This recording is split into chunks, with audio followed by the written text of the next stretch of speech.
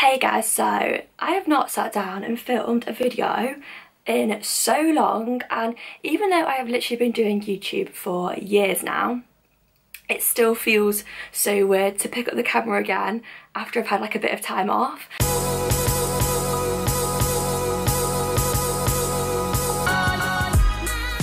But yeah, it's so nice to be back. I've actually been buzzing about filming again for the last few days. I've just been so ready to get back on the camera, say hi to you all. I've missed you all so much, and honestly, like when I have time off social media, I honestly just miss chatting to all you guys so much, and I miss getting like your DMs on Instagram and everything. Like I just love having chats with you guys. It's like I have like thousands of friends with me at all points. So yeah, it's so nice to be back. I hope you all had the best Christmas and the best New Year possible. I know it was all a little bit weird this year, but we're not going to go into that right now. This is going to be a C-word free channel, well, free video. I'm just going to do like a life update, answer some questions, give you guys some tea on things you want to know.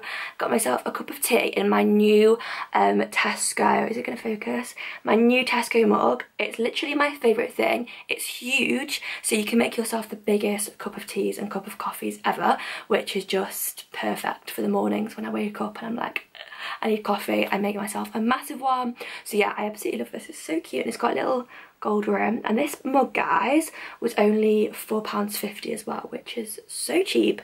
But anyway, yeah, I'm not going to ramble for loads of the intro because I've already been filming for 2 minutes and I've not said anything of importance yet. So excited to sit down with you guys, chat, fill you in on everything, and I'm also using my new ring light that my boyfriend's sister-in-law has got me. So yeah, thank you so much, Nicole. I'm actually so happy now because I can film in the evenings now that I have a ring light, because before the lighting was just awful, and now I have an actual professional YouTuber setup, which I'm so happy about. So the thing that you guys have wanted to know the most, I think, since I moved out of my old place is why I moved out, what the situation was, because I think obviously I kind of touched on it a little bit in some of my videos, but I never really wanted to go into it in depth just in case the people that I were living with like came across my social media.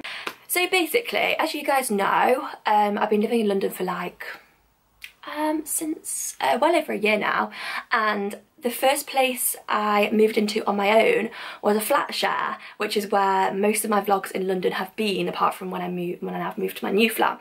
And I'm going to tell you guys everything about what happened, because I know you guys are so interested. So I actually moved in with a married couple, and it was a flat share, and I got the flat through this app called Spare Room, which is so good if you're looking for a flat share or like a room to pay for in London.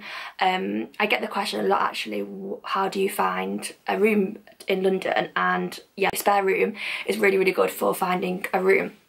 But anyway, so I got it on that, and I actually moved in with a married couple, which was sound because even though it sounds kind of weird, I actually felt really safe there because I knew that I wasn't moving in with like loads of different random, possibly weird people.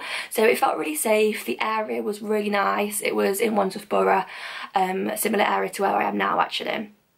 The flat was okay, like my actual room was really nice. The actual flat itself was like not the nicest, but whatever. I just kind of had to get what I could get because everywhere that I was looking around, I just didn't like it, or I just got a weird vibe from the people there. So yeah, long story short, I moved in there. It was expensive for what it was. It honestly is not much under what I'm paying now for a whole flat. So yeah, they like massively overcharged me. I think looking back, like it's actually a bit of a joke how much I was paying for a room. They made it so obvious that the communal room was just for them. Like they made it so obvious, which was also really irritating because I was literally paying £730 a month for a room. Like nowhere else was like mine in the flat, if that makes sense. Like obviously I used the kitchen and the bathroom, but they just made it obvious that it was their kind of place because they'd been living there so long. They were like alright people, but over time the arguments just, oh my god, there would be like crying, screaming, shouting matches going on in the next room to me. The wife in particular did not give a shit about the fact that they were having someone else live with them. Like it was just so selfish the way they acted. She would honestly be screaming and shouting at her husband. They would be having arguments, sometimes days and days on end with no break. And it was just like so overwhelming and uncomfortable to be in that flat because they knew that I was in as well, and our bedrooms were next door to each other, and she would be crying and shouting at her husband in the next room, and it was just so uncomfortable and so awkward. I think you kind of had to be in the situation to kind of understand how uncomfortable it was to be there, but obviously because it was kind of like I was living with them, I didn't want to make it awkward, so I never said anything. So basically why I wanted to move out of that flat is because, one, because I never intended to stay that long. I only stayed that long because of COVID, and me and Alice were always supposed to move in together like pretty soon after we both moved to London, but obviously COVID got in the way and that couldn't happen. So obviously I didn't want to stay living in a flat share because it's not like a nice quality of life really, living with people that you do not really get on with so well.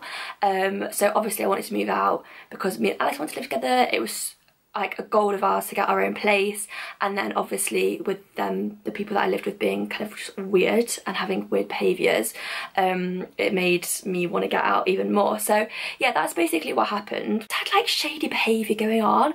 So basically one time they went away for the week, and I was like, bless up, got the place to myself, and this lady came round asking for her ASOS parcel because it had been dropped off at my old flat share.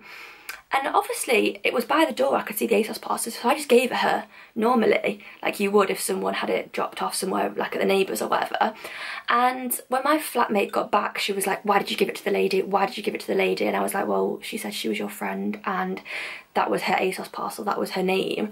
And she basically like made me feel shit for giving it her, and like kind of text me all these kind of really passive aggressive texts, asking me why I'd given this lady her ASOS parcel, and it was just all a bit shady. And then my old flatmate tried to call me up at like 11:30 at night about it when I was, at the time actually I'd gone back to see my mum, and they'd got back in the meantime and seen that the ASOS parcel was gone, and it was just all a bit weird. And she was like demanding to know if I'd let this lady in the house, demanding to know what she said, and it was just all a bit strange. And a lot of like strange things happened like that over the time that I was there. And then when I actually moved out, she made me also feel really bad for moving out. She sent me these passive aggressive texts saying that you know, saying all these things like, why did I have to move out so soon after the first lockdown and all of this? And I was just thinking like, what are you going on about? So yeah, basically the whole situation of living in that flat was just really uncomfortable. But then it was so awkward after I moved out. Basically, I was on my LinkedIn profile and the husband came up as suggested on it, and I'm not connected with him on anything, like no social media platform. I don't have his number. Do I have his number? I do have his number, but my number isn't on my LinkedIn, and it's just bizarre. Like I don't know why he came up with suggested, and me being stupid clicked on his profile, and obviously on LinkedIn you can see who looks at your profile.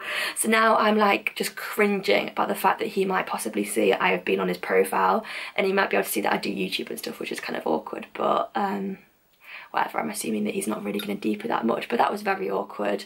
As with Alice at the time, I was like, oh no, I've just clicked on his profile and he's going to be able to see me. But anyway, because I don't think they knew at all anything of what I did, they don't know that I vlogged or anything. So anyway, I feel like I was just chatting about that for so long, but basically that is what happened at my old place. Nothing that dramatic, it was just like a weird, uncomfortable situation, and there was like a lot of other like weird little things that made me feel uncomfortable as well, that yeah, I'm not going to go into. Grateful to be out and in my new flat, which I actually could not be more in love with.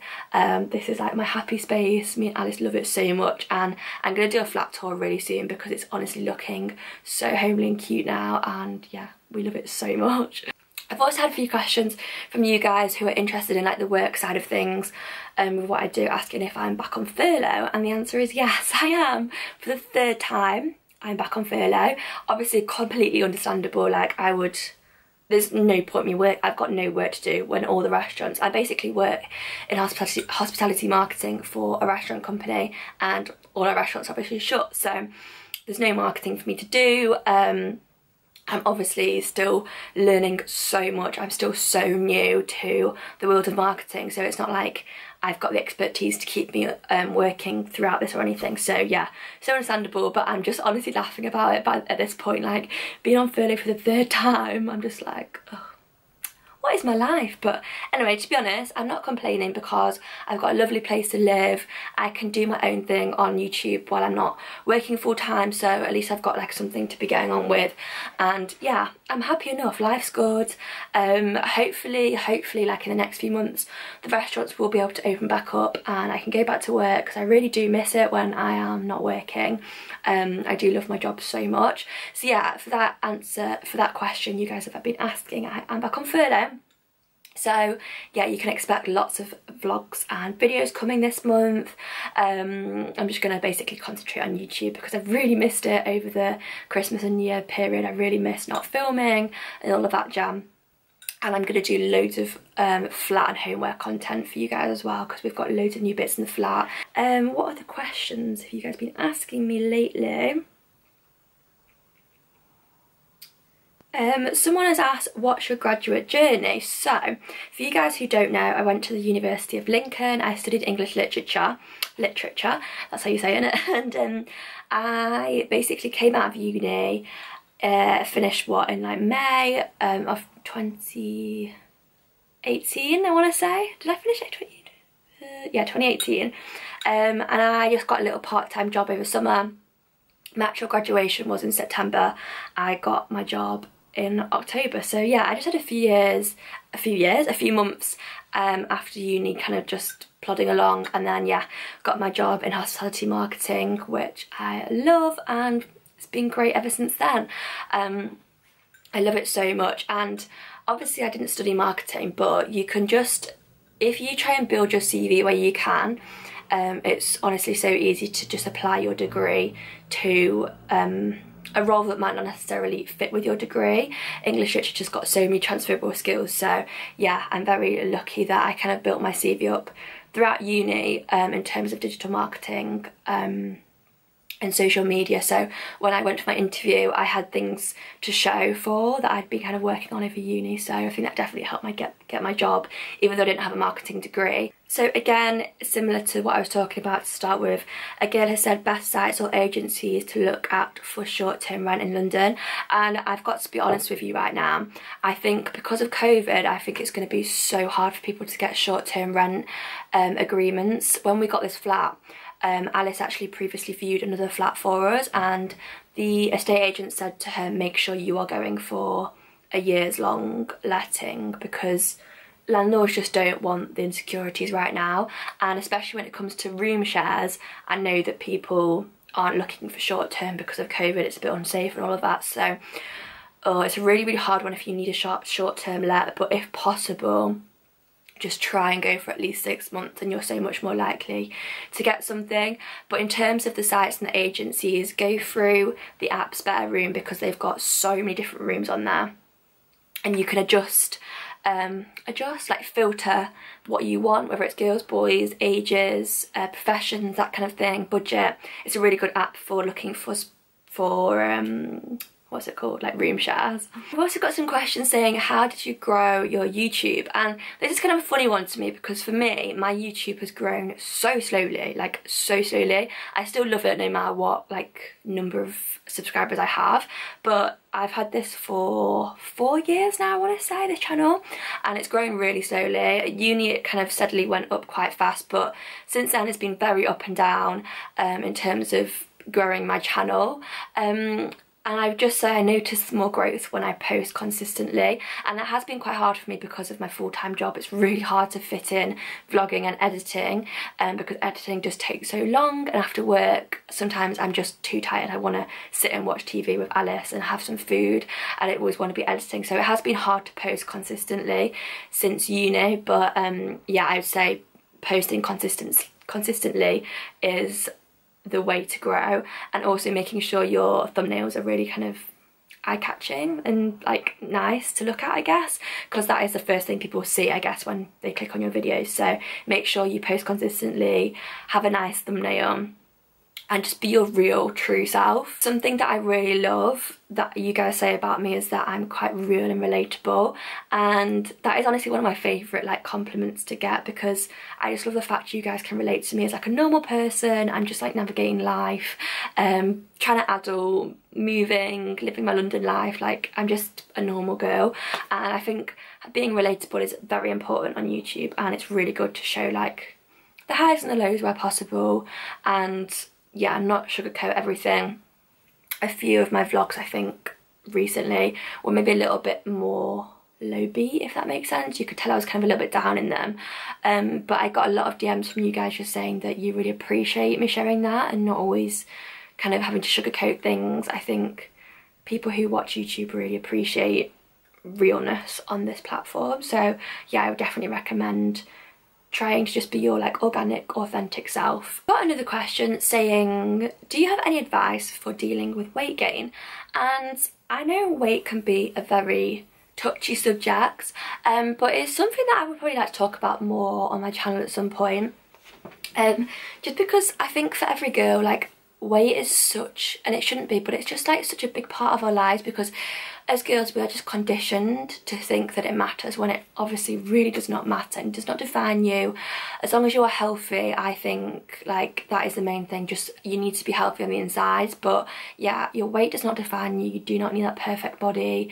It's just ridiculous, and I have struggled with this a lot as I've got older, like battling with body image. I also know that weight gain is so normal.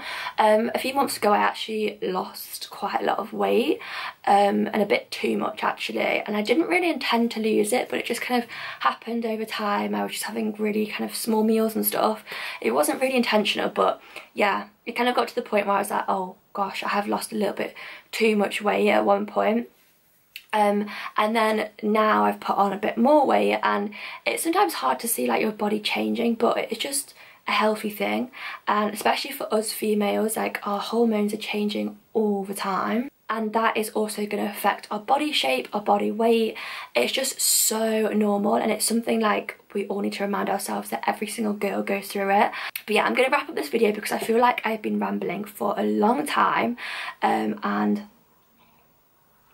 the next video I'm going to film is my what I got for Christmas and 2021 goals video.